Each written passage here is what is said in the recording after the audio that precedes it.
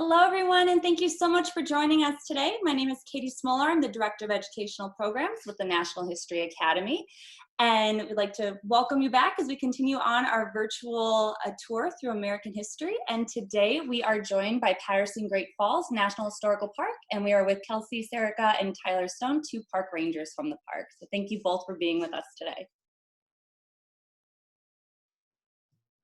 Yeah, thank you. Thanks for having us.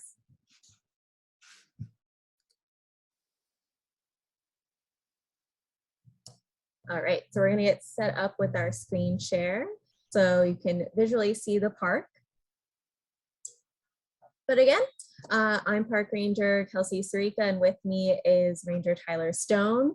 We are National Park Rangers over at Paterson Great Falls National Historical Park. So it's a mouthful of a title, but we're going to backtrack a little bit before we get into the history of our park and explain what a national park is. All right, so here are all our lovely national parks, which you might be familiar with: the Grand Canyon, Mount Rushmore, Statue of Liberty. That one down on the bottom, Thomas Edison National Historical Park, right in New Jersey. We have Arches, Joshua Tree, and for fun, leave in the comments if you could guess that other one. Make it a fun little competition amongst yourselves. We'll share that at the end. But these are national parks, and this is what probably pops into your head when you think of these places like the Grand Canyon. But we're a national park. You can see all the little writing here on this map, right in little New Jersey. If you could scroll over there, there we are. But there are over 423 units in the National Park Service. So all these little black writing and dots everywhere. So within the continental US, of course, Alaska, Hawaii, Guam, US Samoas, Puerto Rico, all those places have national parks, and they hold cultural significance, natural significance, and historical significance to the United States. And you'll see rangers just like us, but they might have a different type of duty. So what Ranger Tyler and I do is mainly education. So chatting with y'all today is a lot of how we get the word out about the national parks, and especially ours. But you might see a law enforcement ranger, wildlife rangers. We have people that study archaeology. Forest fires are a big issue too that rangers help take a part in. So there's a lot of different things you could do in the National Park Service, and they may not all wear the exact green and gray uniform as us, but we're rangers and we're here to help. And here's a lovely map of our national park if you're not familiar. So right in the middle, Overlook Park is the main entrance, and from there you'll see the Great Falls, hence our title, Paterson Great Falls National Historical Park. I believe our next image is the Great Falls. So this is what a lot of people come to see. The Great Falls of the Passaic River stands at 77 feet high, 300 feet across. So this photo was taken right after Hurricane Sandy hit, and our waterfall is roaring a lot right now because of the rain we just had, and we're expected to have more rain this week. So it's the second most powerful waterfall east of the Mississippi. In other words, this is second to Niagara Falls by water volume. So this is a lot of what people come to see when they visit our park, but it's really that history that makes us so nationally significant. So we're a national historical park. So I'll let Ranger Tyler jump in to give you a little blast from the past as to why we're so significant. Cool. Well, thanks, Ranger Kelsey. Like Kelsey said, we're a national historical park, so we have a lot of history at our park, and we'll kind of go through our whole story about how we became a site and other things like that. But our story kind of begins back during the Lenape Native Americans and the first settlers here. The Lenape were in this area for a long, long time. They used the falls and the Passaic River for fishing. And over time, they would do different creative ways in order to catch fish. So they built what we call fishing weirs along the Passaic River, especially further downstream. They would put giant rocks in the river and things like that to kind of channel the fish into their baskets. And so that's kind of where the cultural history of the park and kind of the area begins, was with the Lenape Native Americans. And then later on, we had the Dutch colonists move in. We were part of the New Amsterdam colony, which was, Manhattan area, northern New Jersey. kind of that area. And eventually, we become a British colony. Then the American Revolution happens, and New Jersey kind of got involved in that. We were the crossroads of the American Revolution. Particularly in this area, Washington would have a lot of troop movement in this area. He used one of the local mountains, Garrett Mountain, as a strategic point to watch for British troop movements in the Manhattan area and in kind of the Hudson County area as well. And so Washington would kind of stay here. He was also over in Morristown at his headquarters over there. So Washington and the Army was in this area quite a lot. And in 1778, Washington would come to the Falls with the great founder of the city, Alexander Hamilton. And they had this lunch, and this is where we believe Hamilton came up with the idea of kind of designing an industrial center that would kind of make all the goods that the United States would need. So that's where we believe that he came up with the idea from that. Like I mentioned, Alexander Hamilton played an important role. He was the founder of Paterson. He was born in the West Indies. He moved to New York to further his education. He got wrapped up in the American Revolution. He rose through the ranks. And after the war, he became the Secretary of the Treasury with Washington as president.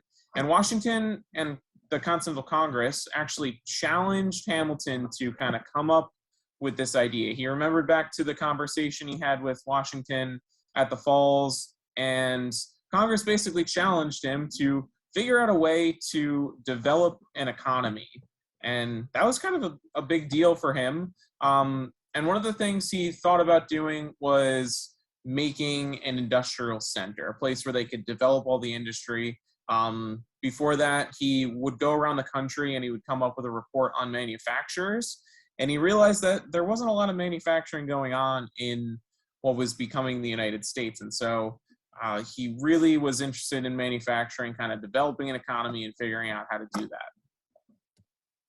So one of the ways he needed to kind of start the economy in the United States was through the Industrial Revolution. England was pretty far into their Industrial Revolution. Most of Europe was as well. But the United States really didn't have an Industrial Revolution until it was brought here. So early on, we were making, very individual goods. It was taking a long time. Everything was very localized. We weren't manufacturing anything on mass scales. And so by bringing in the Industrial Revolution into the United States and bring this idea that we can manufacture a lot of goods at once, we can, use factories to produce goods. People can start moving into cities where there's more jobs. We can pay them, other things like that. So it was kind of this idea that we're going to bring in this concept and develop it into a big manufacturing center. So Hamilton formed the Society for the Establishment of Useful Manufactures, and they were the ones responsible for actually designing Hamilton's grand industrial center. They hired a few people. One of the major people they hired was Pierre Charles L'Enfant, and he was actually the designer of Washington, D.C. And they hired a few other people. We'll go back to William Paterson there in just a sec, but they were mainly looking for a location to build a city. He didn't really know where he was going to build his industrial center, so we would get a bunch of different advisors, and they were looking for a few things. One of the things they were looking for was access to major ports. They were looking for access to the capital, which was Philadelphia at the time, and then later it would be Washington, D.C. They were looking for mainly access to New York City, where they could get all the goods in that they needed and ship them out quickly. So location was very important. They were also looking for raw materials, where they could bring in iron products, and they can get lumber and other things like that. So they were kind of looking at New Jersey, because New Jersey seemed to have all these different things. There was a lot of mining going on in the Poconos and up in northern New Jersey. They had access to Philadelphia and later DC relatively close by. And they also had access to the port at New York City.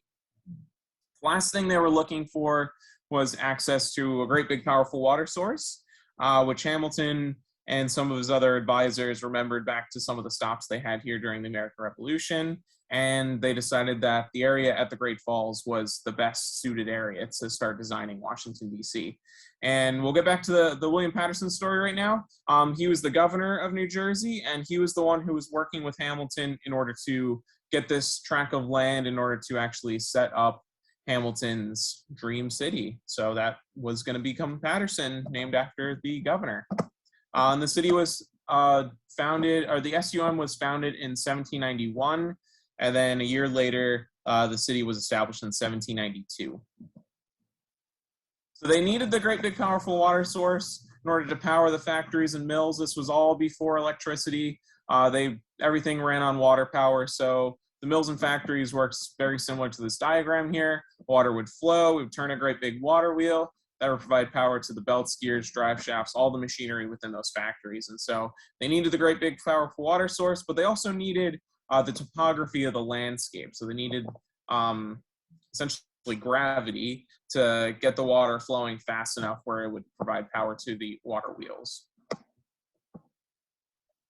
And so they built the what we call the raceway network here in Paterson. It's essentially a giant flume system that runs throughout the city, and it just draws water from up top of the falls right into the city, and it flows for about a mile throughout the city, and then it just returns back into the Passaic River at a lower point in the river below the falls.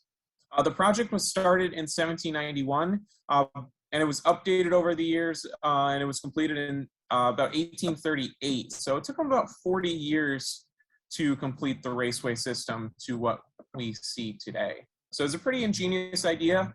It was originally designed by Pierre Charles Lafont, but his ideas were way too expensive. The SUM was struggling to get investors, and so they actually let Pierre Charles Lafont go, and they hired another famous man named Peter Colt, and he also has a very interesting connection to the city. This is just another map of the raceway network. This is from the 1877, and you can see all the different pink buildings on this map. Those were different factories within the area of the Great Falls. A lot of these factories were running straight on the raceway power, even up until the late 1800s, and it was just, you know, it drew water in from above the falls into the city and then back into the Passaic River. I was split up into 3 sections. So there was the upper section, and then there was a tail raceway, and then there was a middle section, and this is also part of the middle section here, and then there was a lower section of the raceway. So it was just all these different tiers helped the water going at a consistent speed no matter where you were. So the water was flowing at about 25 miles an hour, and historians have figured out that when it hit one of these big water wheel, it was about 2,000 horsepower worth of power. Later on, as new technologies were developing, a lot of the factories switched over to steam power. So there were individual factories that had some kind of smaller steam generator where they were burning coal in order to produce steam power to run steam engines that would provide power to the belts and gears and everything, all the same machinery. And then around the turn of the century, there was this new technology coming along called electric power. And the SUM, the same society that Alexander Hamilton established, the Society for the Establishment of Useful Manufactures, they were looking into developing an electric grid in Paterson. And if you've been to the park, you may have seen our hydroelectric plant right in our park, right near the Great Falls. That was built in 1914 as a way to electrify the city. It was actually constructed by Thomas Edison's company, who was over in West Orange. They were actually invited to come here by the SUM in order to develop it. They also built a steam power plant adjacent to the hydroelectric plant, and this was just a way for them to have enough power into the electric grid when there wasn't a lot of water in the river, especially in the summer months or if we didn't get a lot of rain or other things like that. The hydroelectric plant is still operational.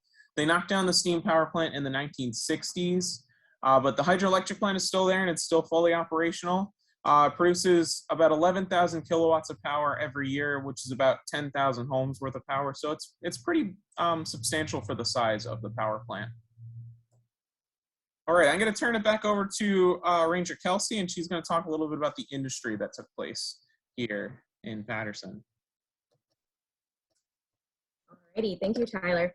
So here you can see a very long list, but it's actually pretty short in comparison to the industry that was here in Paterson. So this is just to name a few: silk, textiles, paper, ribbon. We could go on and on. So we're going to be talking about what we might consider the top 5 industries here. Silk definitely being number 1. So if you've been to Paterson or toured through the area, you may see some signs that say, "Welcome to Silk City." And there's a good reason for that, because during the mid-1800s, Paterson was producing over half of the world's silk right here, and that's how it earned its nickname.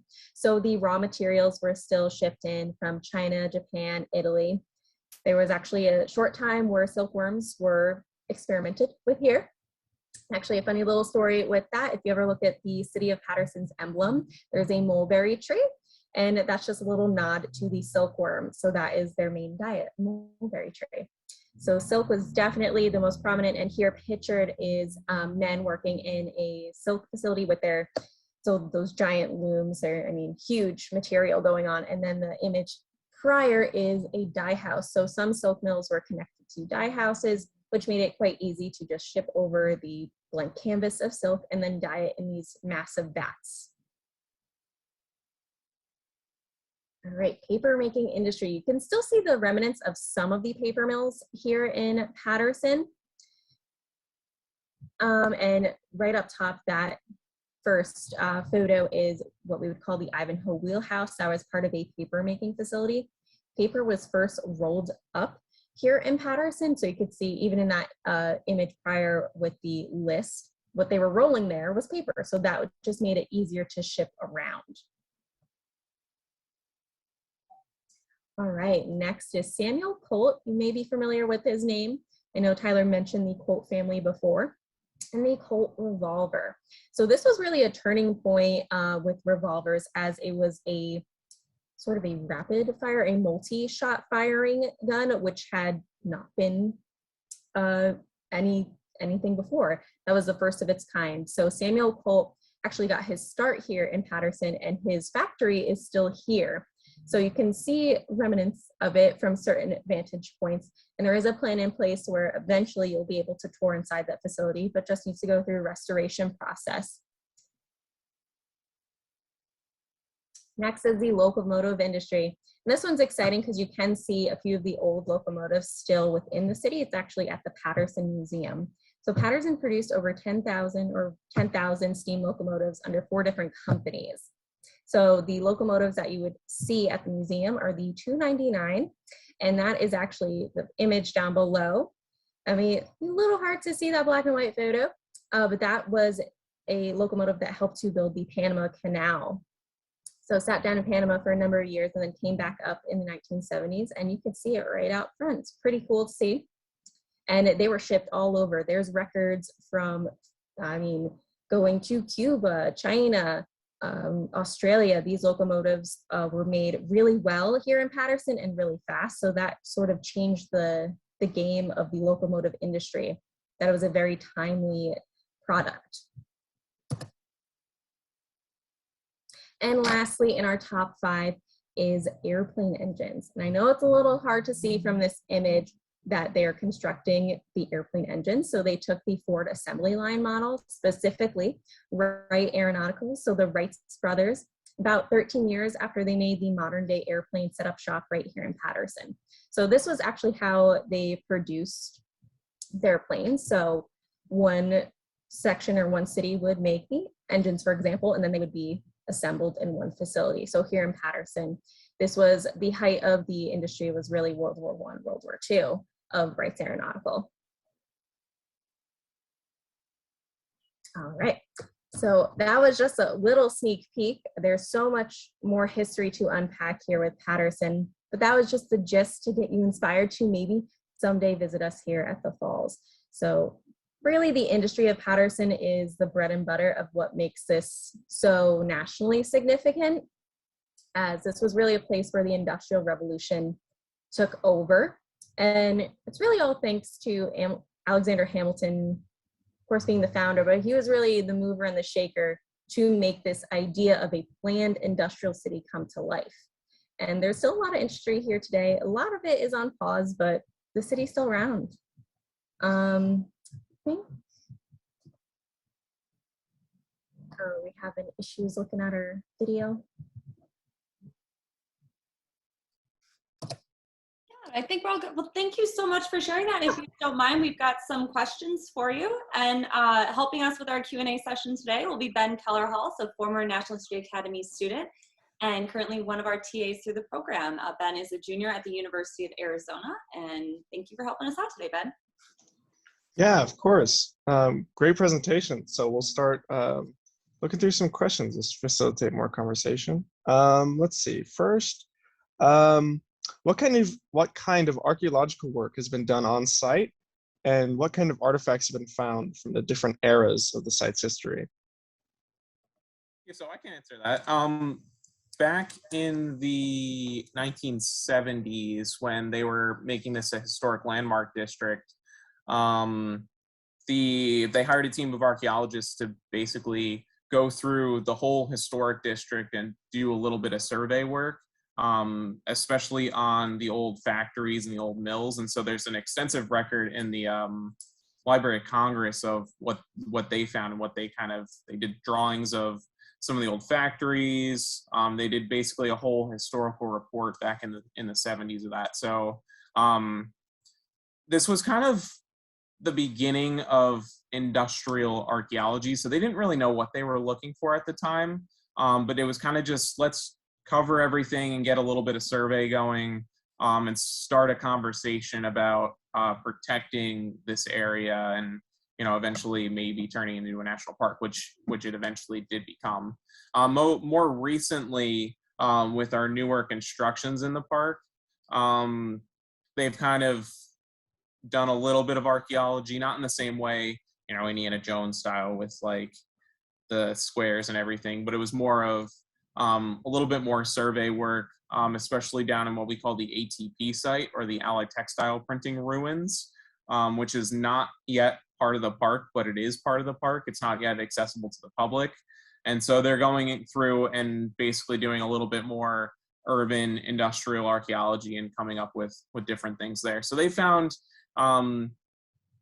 it's a lot of like what I'm going to call industrial ruins kind of thing. So, nuts and bolts and parts of machinery and bricks and a whole bunch of other stuff. So, a little bit of that. So, yeah.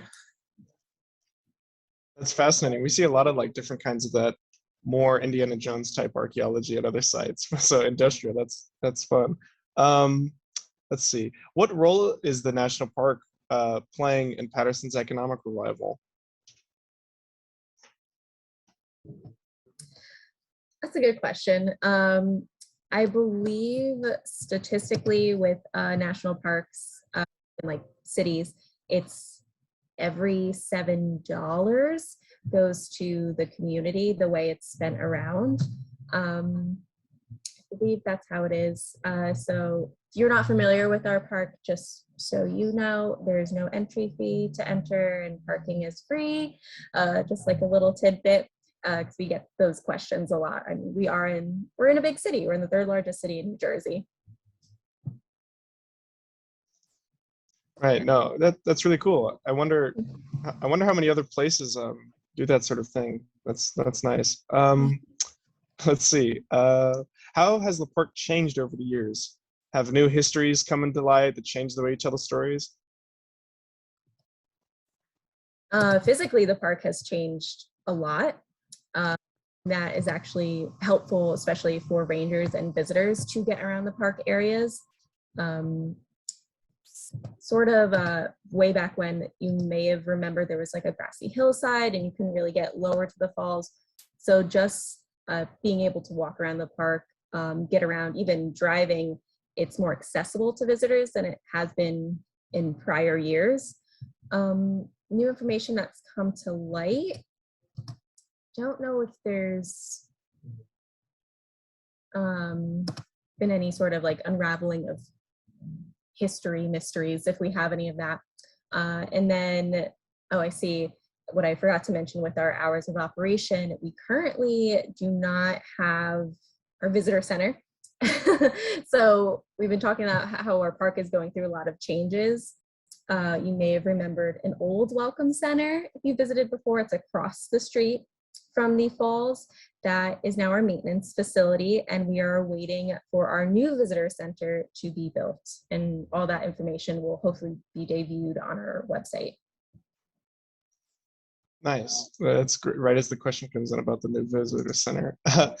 We have an interesting one. Someone asks, as a Paterson native, Reuben Hurricane Carter played a major role in justice reform in the U.S. How do you, or can you, or do you incorporate his and other African American stories into the park? For that, that'd probably be something the Paterson Museum maybe a little more versed in than we are. We do have an excerpt about Mr. Carter's story on our website. That was taken on by one of the rangers a few years ago to research his story.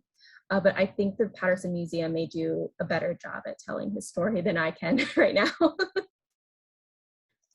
Yeah, fair. That's great. Let's see. We have questions like, what kind of work goes into preserving the site today?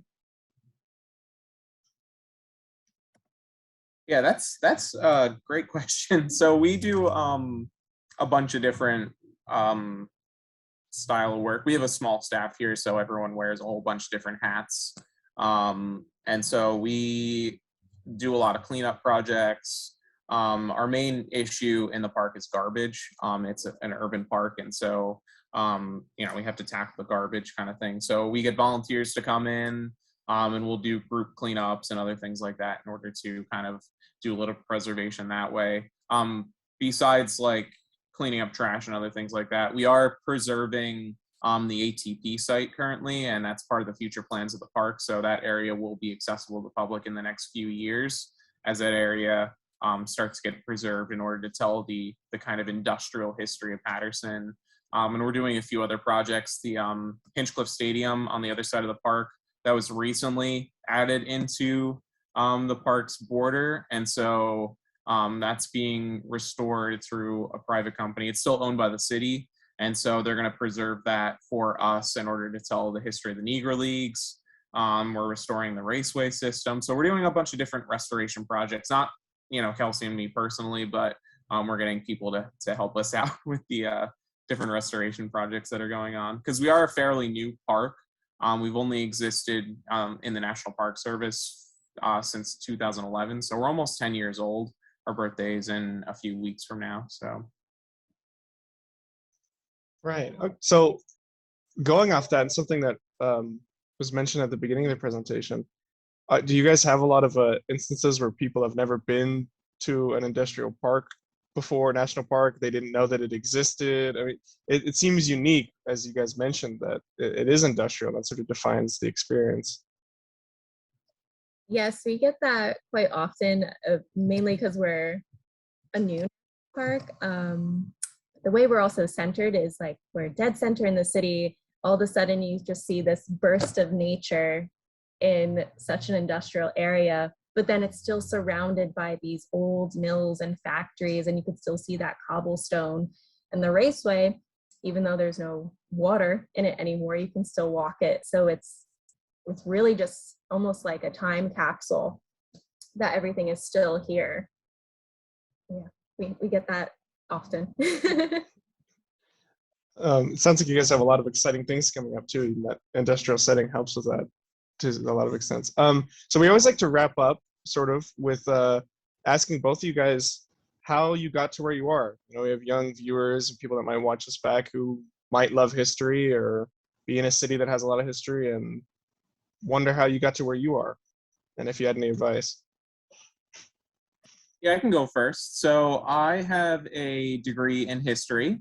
And after graduating from college, I didn't really know what I wanted to do. I didn't really want to teach. I was working in construction. I was doing masonry as just a way to make some money. And then I had a connection here at the park.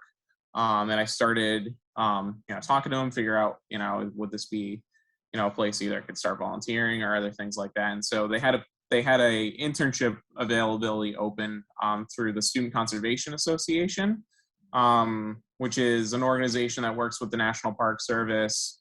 It's an internship, and they're all over the country. They do different projects for parks in order to help develop things. So, I was offered an internship and I took it.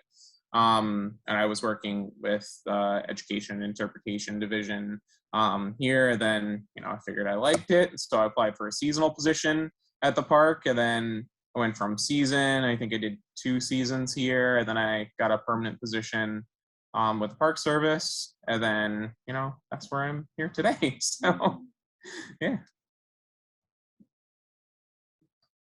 I have a similar story to Tyler, where he was student conservation. I joined the park back in 2017 or 2018 as a community volunteer ambassador. So my first role here was to build a volunteer corps and more outreach, as that seemed to be the thing at the time, getting the word out that there's a national park right in your backyard. Come visit, because there's just so much to unpack. And then later on, I did also become a seasonal ranger, and now I'm a permanent ranger. I've been here quite some time. But yeah, we have very similar backgrounds where fresh out of college, we both started interning with the park and just started working our way up. That's probably the best way to get in the Park Service, and volunteering also helps. It also just helps you to know your national park better and the different roles we play. Like we mentioned, at smaller parks, everybody does a little bit of everything. So just good to know your local national parks. And the answer to the question I had back, what is that mystery national park, is Yellowstone, if anyone was paying attention. I wanted to single Yellowstone out because it's actually the first national park ever that predates the National Park Service. Wow. Well, thank you both so much for sharing that and teaching us more about this site today. We really appreciate you being with us today. And Ben, Thank you for having us. Yes, of course. So Kelsey and Tyler, thank you again. And everyone, we will be back here next week as we continue our virtual tour series, and hope to see you there. Have a wonderful rest of your day.